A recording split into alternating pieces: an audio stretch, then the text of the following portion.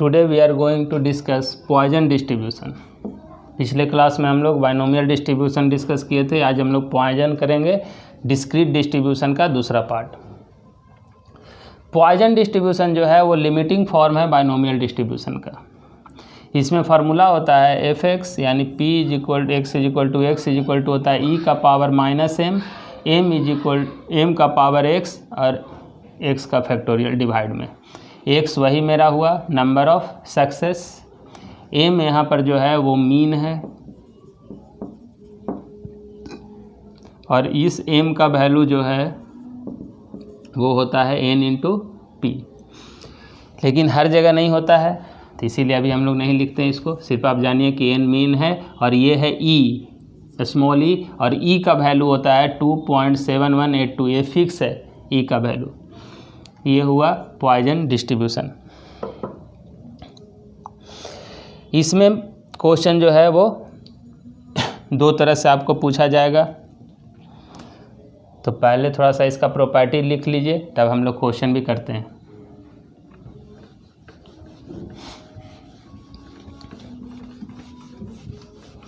ये ज़्यादा बड़ा नहीं है आपका, बहुत छोटा सा पार्ट है, तो पहले इसका प्रॉपर्टी हम लोग लिख लेंगे, तो प्रॉपर्टी और क्वेश्चन साथ साथ करेंगे। हम लोग इसमें 2 क्वेश्चन 3 क्वेश्चन करेंगे, काम हमारा हो जाएगा 2 क्वेश्चन में। तो प्रॉपर्टी करते हैं। पहला mean mu is equal to होता है इसमें एम, जो एम यूज हुआ था फार्मूला में। दूसरा वेरिएंस सिग्मा स्क्वायर भी एम होता है। तीसरा स्टैंडर्ड डेविएशन सिग्मा होता है अंडर रूट एम। फिर चौथा mode mu not is equal to होता है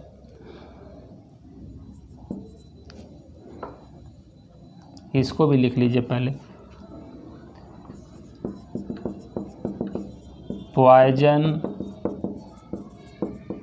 डिस्ट्रीब्यूशन इज यूनिमोडल और बाई मॉडल। एक मोड भी हो सकता है, 2 मोड भी हो सकता है, जैसे उसमें था, यानी mu not is equal to होता है the largest integer contained in M if M is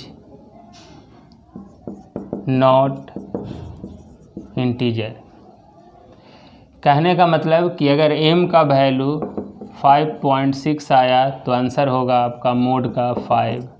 अगर M का वैल्यू 6.7 आया तो मोड होगा आपका 6। फिर mu not is equal to M and m minus 1 if m is integer. कहने का मतलब कि m का वैल्यू अगर 6 आया तो म्यू नॉट 6 एंड 5 होगा। m का वैल्यू 7 आया तो म्यू नॉट 7 एंड 6 होगा, एक m और एक उससे कम, जैसे उसमें था। चौथा प्रॉपर्टी।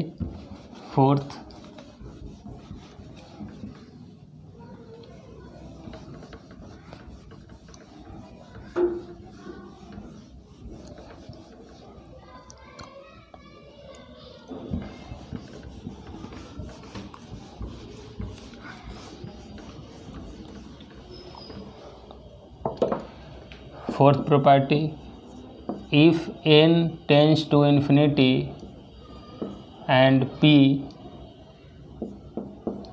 टेंड्स टू 0, इसको टेंड्स टू कहते हैं, then binomial distribution can be converted into Poisson distribution. n tends to infinity, p tends to 0, then binomial distribution can be converted into Poisson distribution। ठीक है, तो Poisson distribution में convert हो सकता है binomial distribution। कैसे? such that m is equal to n into p। जो m use होता है Poisson में वो बराबर होगा n इंटू पी। ये कब होगा? जब n का वैल्यू बहुत बड़ा होगा और p का वैल्यू बहुत छोटा होगा। p अगर बहुत छोटा हो और n का वैल्यू बहुत बड़ा हो तो हम लोग बाइनोमियल डिस्ट्रीब्यूशन को छोड़कर Poisson डिस्ट्रीब्यूशन से बनाते हैं, तो क्वेश्चन हमारा जल्दी बन जाता है। तो आइए इसमें अब क्वेश्चन का प्रैक्टिस करें।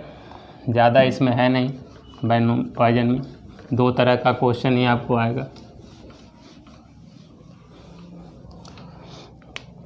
सबसे ज़्यादा जो क्वेश्चन आएगा वो पहला number, if px2 is equal to px3 find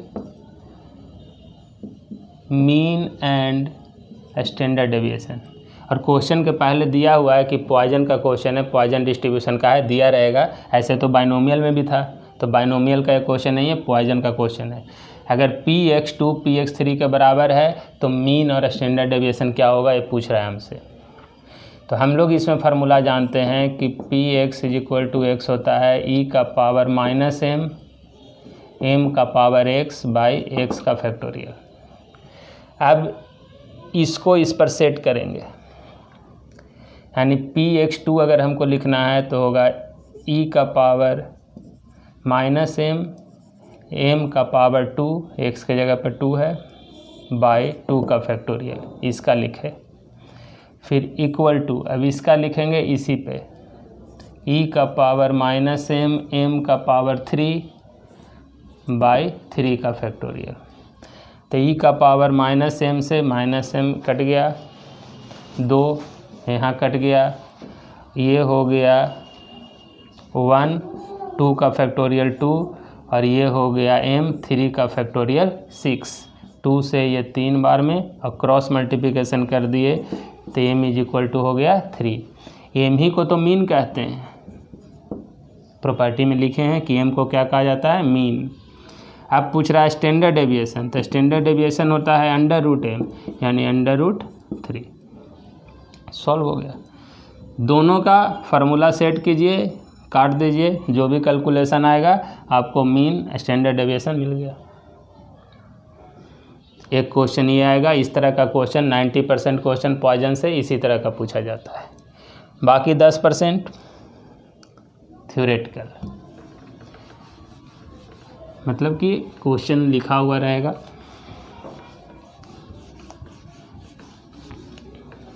देखिए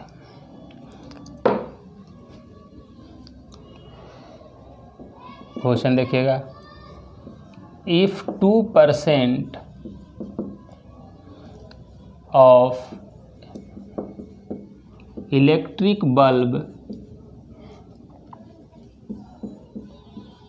manufactured by a company are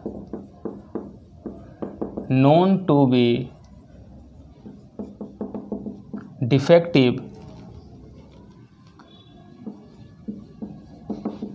what is the probability that a sample of 150 bulb 150 bulb taken contain exactly 1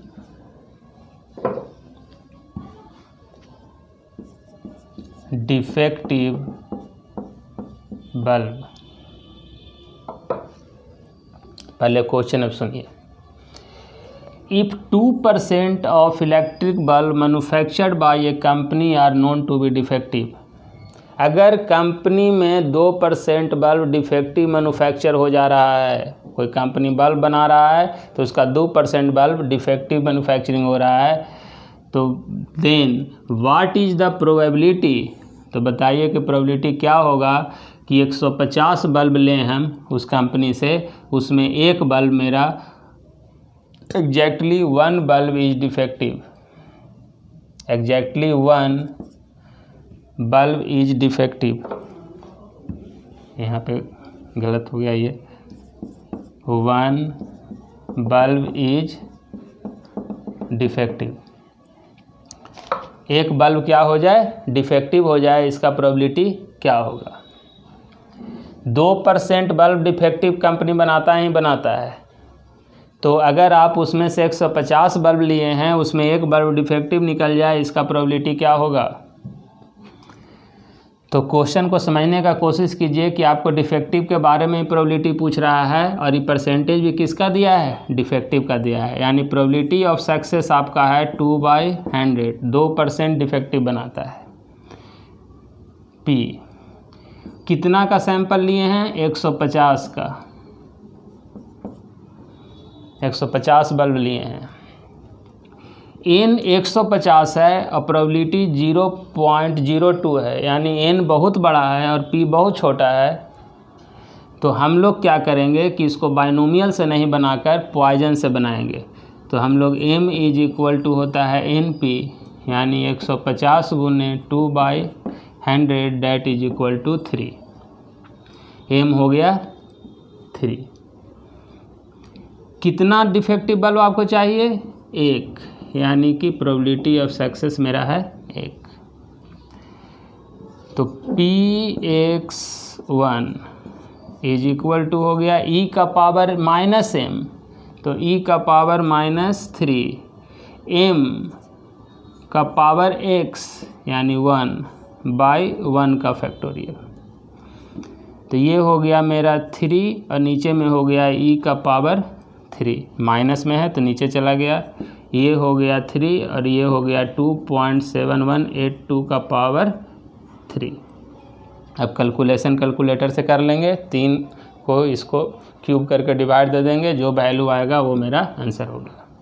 इसको हम बाइनोमियल से भी बना सकते थे, p मालूम था, q निकाल लेते 1 - p करके, और फिर x इज इक्वल टू 1 के लिए बना सकते हैं, लेकिन जब वो आप बनाइएगा तो कैलकुलेशन आपसे नहीं होगा। तो इसीलिए अगर n बहुत बड़ा हो और p बहुत छोटा हो तो हम लोग इसको पॉइजन में चेंज कर लेते हैं, m में कन्वर्ट कर देते हैं इसको, n इंटू p करके, m3 आ गया। अब उसके बाद पॉइजन का फार्मूला लगा दिए, पॉइजन का फार्मूला आप लोग जानते हैं, Px इज इक्वल टू होता है e का पावर -m, m का पावर x/x का फैक्टोरियल, सारा वैल्यू पुट किए, कैलकुलेशन हो गया। तो ये 2 तरह का क्वेश्चन पॉइजन डिस्ट्रीब्यूशन में आपको पूछा जाएगा। इस तरह से हमारा पॉइजन डिस्ट्रीब्यूशन कंप्लीट हो गया। नेक्स्ट क्लास में हम लोग नॉर्मल डिस्ट्रीब्यूशन पढ़ेंगे, जो कि 50% होगा हमारा थ्योरेटिकल डिस्ट्रीब्यूशन का, 50% में binomial distribution and Poisson distribution और 50% में अकेला नॉर्मल डिस्ट्रीब्यूशन।